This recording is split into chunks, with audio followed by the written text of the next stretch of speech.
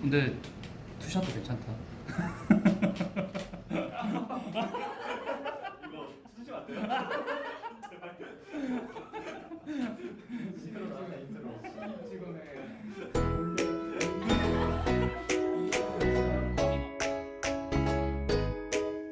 안녕하세요. 대전교통공사 사무직에 입사한 이한별입니다.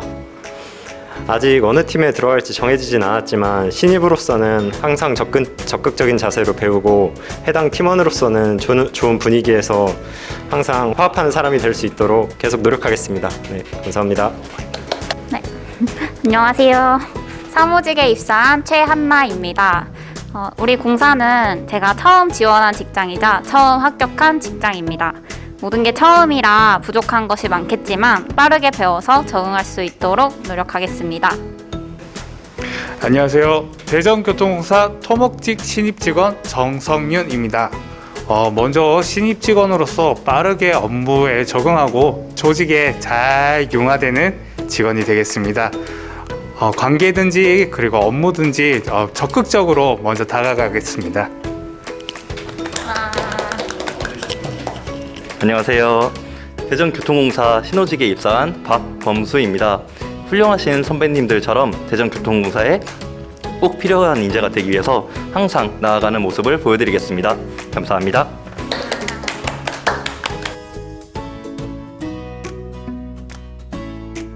제 전공을 잘 살릴 수 있고 이제 제가 가장 잘할 수 있을 것이라고 생각한 직무가 신호직무였기 때문에 대전교통공사에 지원하였습니다.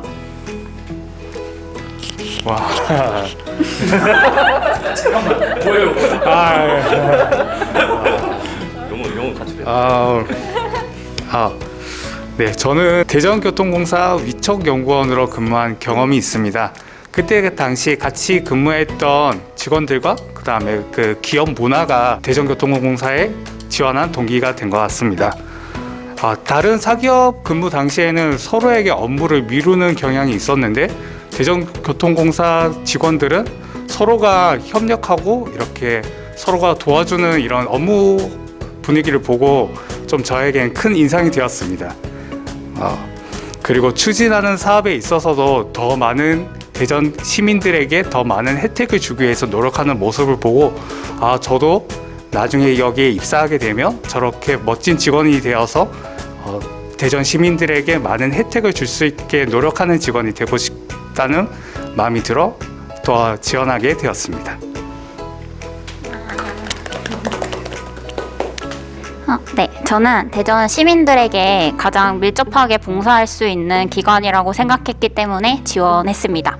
그리고 또 제 개인적으로는 저희 집이 본사에서 차로 10분 거리인데 그 가까웠다는 점이 가깝다는 점이 제일 중요한 이유로 작용했던 것 같습니다.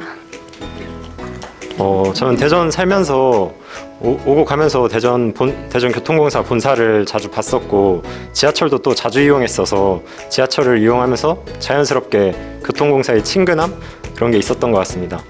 그래서 통합 채용에서도 자연스럽게 교통공사를 먼저 클릭하게 됐고 이제 교통공사로 전환되고 앞으로 2호선까지 교통공사에서 운영하게 되면 더 다양한 업무를 접할 수 있을 거라는 생각에 지원하게 됐습니다.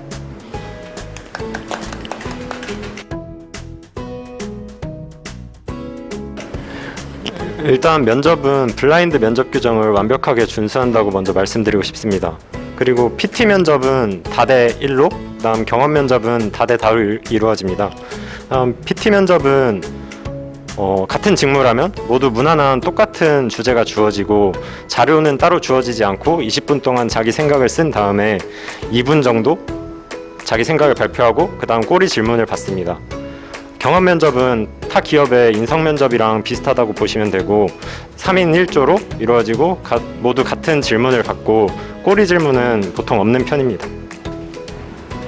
일단 면접은 PT 면접과 인성 면접 두 개로 진행되었고 이제 개인 신상 정보는 발설하면 안 되기 때문에 면접 전에 부여받는 면접 번호로 진행하였습니다. PT 면접은 이제 1대 다로 진행되고 20분의 준비 시간 후에 이제 1분 30초 동안 발표하는 식으로 진행되었습니다. 그리고 그 후에 저는 전공 질문 3가지를 받고 이제 PT 면접은 끝났습니다. 인선 면접은 다대 다로 진행되었고 이제 공통 질문을 받고 이제 한 명씩 대답하는 식으로 인선 면접이 진행되었습니다.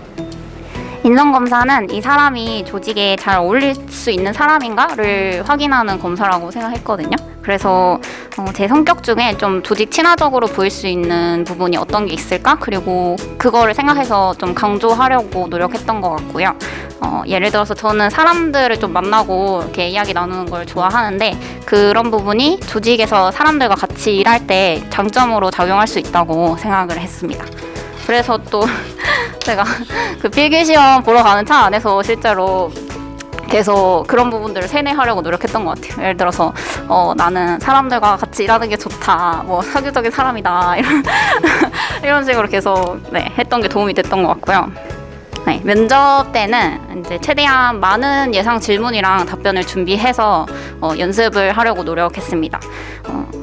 공기업이랑 또 도시철도에 관련된 최근 있었던 이슈, 그리고 우리 공사가 지금 하고 있는 사업이 어떤 것인지 그거를 공부했던 게 도움이 됐고, 또 제가 추천드리고 싶은 건 그 이슈에 대한 자신의 견해를 한 번쯤 정리해보는 것이 도움이 되지 않을까 그렇게 생각합니다. 네, 저는 평소에 NCS 스터디에 가입해서 피셋 유형으로 NCS를 공부를 했습니다. 하지만 우리 공사는 NCS 시험이 모듈 유형이었기 때문에 한 달이나 2달 전부터는 이제 모듈형 서적을 구입해서 많은 문제를 푼 게 가장 좀 중요했던 것 같습니다. 이론도 많이 중요하지만 그래도 다양한 문제를 풀어보는 게 좀 가장 좋았던 방법이었던 것 같습니다. 특히 정보 능력 파트 부분에서는 그전 시험에서 막 파이썬 같은 것도 나온다고 해서 좀 인터넷을 통해서 좀 다양한 문제를 접했는데 실제 문제에서는 그냥 커말 수준으로 나왔다고 이제 사람들이 얘기를 했고, 그리고 전공 같은 경우 토목직 경우에는 이제 토목 일반 그리고 응용 역학 이렇게 전공을 보았는데, 토목 일반 같은 경우에는 이제 토목 기사 6과목 플러스 이제 실기 과목까지 저는 준비를 했고, 실제 문제를 풀었을 때도 넓은 과목에서 좀 세세한 문제들이 많았던 것 같아요. 그래서 저는 각 분권을 한 2, 3회 풀었고, 좀 자주 나오는 문제들도 이제 좀 상세하게 준비를 했는데 그래도 상당히 어려웠던 것 같습니다. 혹시나 준비를 하신다면 이런 부분들 감안해서 좀 부지런하게 많이 풀으시는 거를 좀 추천드릴게요. 그리고 네. NCS 스터디를 하셨다고 했는데 혹시 얼마나 자주 하셨는지? 저는 일주일에 한 2회 정도 이렇게, 또 코로나가 심했던 시기라서 비대면으로 문제를 풀고 그다음에 줌 회의 같은 걸로 통해서 이제 서로 의사소통도 하고 그다음에 문제 풀이도 같이 진행했었습니다. 그리고 전공 같은 경우에 시간이 상당히 부족했기 때문에 어려운 문제나 아니면 자기가 좀 풀 수 없을 것 같은 문제들을 좀 빠르게 거르는 능력도 필요했던 것 같습니다. 면접 노하우 같은 경우에는 면접 스터디를 좀 모집하여서 스피칭 연습도 하고 그다음에 그 질문에 대한 답변을 서로 피드백을 가지면서 좀 뭐라 해야 될까요? 이거를 평탄화 이렇게 좀 듣기 편하고 이제 뭐 말하기 편하게 좀 내 언어로 이렇게 수정하는 것들을 좀 많이 도움을 받았던 것 같습니다. 그리고 마인드 컨트롤 부분에 대해서 이제 질문을 주셨는데 그렇게 안 보이실 수도 있지만 네, 좀 나이가 있다 보니 주변 친구들이 좀 평소에 많이 놀렸습니다. 그래서 뭐 무슨 그 나이에 공기업 준비를 하냐 이런 식으로 평소에 많이 놀림을 받아서 그런지 더 도끼를 품고 준비를 할 수 있었는데 좋은 결과가 있었던 것 같았어요. 보고 있나? 합격했다.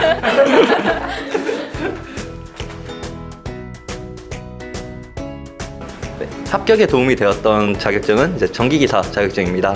전공 시험을 볼 때 이제 많은 도움이 돼서 이제 그것으로 골랐습니다. 응시 지원 자격에만 맞추면 추가적으로 더 필요한 자격증은 없는 것 같습니다. 도시개발에서 근무했던 경력이 저에게 큰 도움이 되었고 또 대전교통공사 위촉연구원으로 근무했던 경력이 자연스럽게 공사의 여러 사업을 알게 되는 기회가 되어 저에겐 큰 도움이 되었던 것 같습니다. 저는 특별한 자격증은 없었고 좀 오래전에 컴퓨터 활용 능력을 취득했었습니다. 근데 남들이 가지고 있는 컴퓨터 활용 능력보다는 정보 처리 기사나 사무자동화 산업기사를 취득한다면 면접이나 자소서에 차별점을 둘 수 있고 입사 후에도 해당 자격증은 월급에 도움되기 때문에 이것을 좀 추천드리고 싶습니다. 누구나 그랬겠지만 합격자 발표 시간까지 너무 떨렸고 합격자 발표 후에 진짜 너무 기뻤지만 제일 먼저 부모님께 전화 드려서 나 합격했어 이렇게 덤덤한 척 하면서 했던 것 같습니다. 네, 저는 처음에 당연히 제가 떨어질 거라고 생각했거든요. 그래서 저는 점수를 확인하려고 이제 딱 들어갔는데 점수가 없는 거예요. 그래서 뭐지? 하고 다시 봤더니 이제 최종 합격이라고 뜨더라고요. 그때 이제 너무 놀라서 막 어떡해 이러면서 이렇게 소리를 질렀던 것 같아요.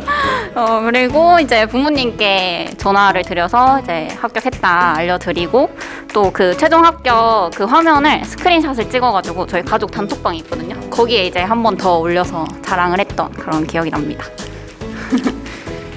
저는 일단 합격자 확인을 하고 가족이랑 친구들 그리고 이제 도움 주신 좀 지인분들에게 연락을 좀 돌렸던 것 같아요. 그리고 좀 고마운 것도 이제 좀 카톡에 남겨가지고 이렇게 좀 고마움도 전달했던 것 같습니다. 사실상 이제 합격한 게 가장 기뻤지만 이제 제가 이제 공부를 좀 하다 보니까 NCS 공부를 이제 더 이상 안 해도 된다는 사실이 좀 더 기뻤던 것 같습니다. 그리고 합격한 날까지 이제 좀 평소에 넷플릭스를 뭐 적금 들듯이 이렇게 돈을 지불했는데 이제 좀 원 없이 넷플릭스를 시청했던 것도 좋았습니다. 네, 저는 이제 합격한 것이 이제 믿을 수 없어서 이제 새로 고침을 한 두세 번 했던 것 같아요. 그리고 그 후에 이제 가족이랑 이제 도움을 주었던 친구들한테 연락해서 이제 카톡으로 자랑했습니다.